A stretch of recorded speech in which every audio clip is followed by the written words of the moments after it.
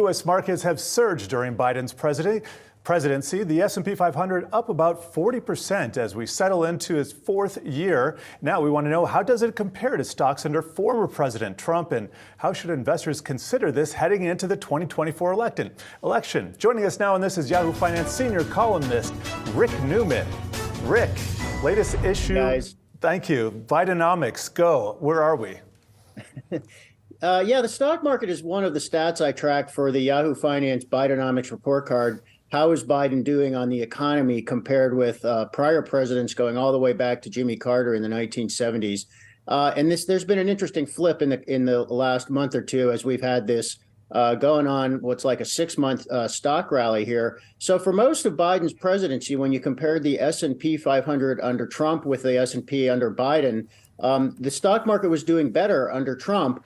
But now that we're in the fourth year of each president's term, if you compare the stock market under Biden with Trump at the same point in his presidency, Biden is blowing Trump away at this point. S&P 500 up about 40% since Biden took office.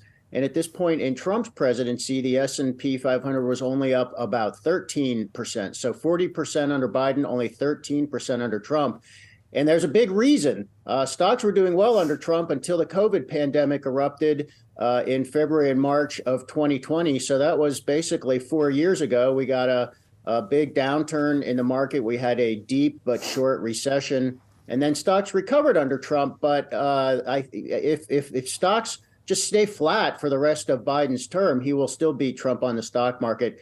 Does this matter? Well, I'll tell you who it matters to. It matters to Donald Trump, because he has said more than once. He said in 2020, well, if you elect Joe Biden, the stock market's going to crash. It did not crash. And then Trump even recently has said, well, the only reason stocks are going up is because of me, because investors are happy that I'm going to be the Republican presidential nominee and probably be president again. So therefore, investors are happy about the prospect of a second Trump economy. I don't buy that. I don't think many people do. But there are some bragging rights at stake here. As there are, and we're going to be watching that DJT ticker as well. But that's a story for another day. Thank you, Rick Newman.